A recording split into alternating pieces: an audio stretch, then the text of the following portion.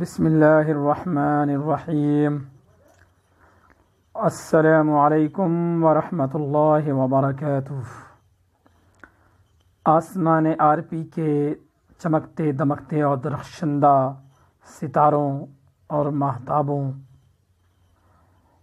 آج کی اس audio video میں درجہ دہم کے طلباء کا خوش آمدید اور بہت بہت مرحبا۔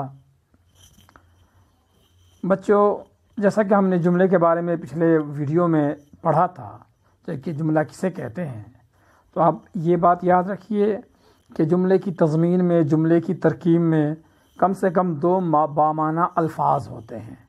تو دو بامعنی لفظوں کے مجموعے کو، مکسچر کو جملہ کہتے ہیں۔ جملے کے اندر کم سے کم دو لفظ ہوتے ہیں، دونوں لفظ بامعنی ہوتے ہیں۔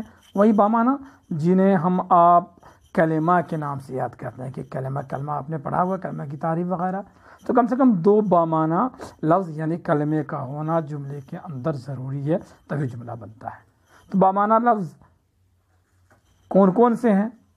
تو آپ نے یہ بھی پڑھا ہوگا کہ بامعنی لفظ یعنی کلمہ جسے کہتے ہیں اس کی 6 قسمیں ہیں۔ کلمے کی 6 قسمیں، 6 قسمیں آپ کے سامنے ہیں: اسم، فعل، حرف، ضمیر، صفت، متعلق فعل۔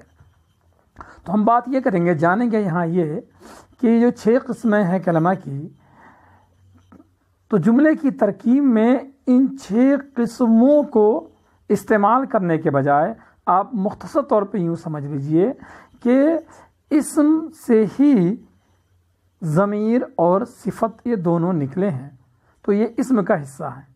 اور بات رہی فعل، تو متعلق جو فعل ہے، متعلق فعل خود بتا رہا ہے کس کا تعلق فعل سے ہے، تو ہم متعلق فعل کو فعل میں شامل کر لیتے ہیں۔ تو اس طرح ہمارے سامنے 3 قسمیں آ گئیں: اسم، فعل، حرف۔ اور اب ہم کلمے کی جملے کی ترکیب میں، جملے کی بناوٹ میں انہی تینوں قسموں کو شامل کریں گے۔ یعنی جملہ بنانے کے لیے ہم یا تو اسم کو استعمال کریں گے یا فعل کو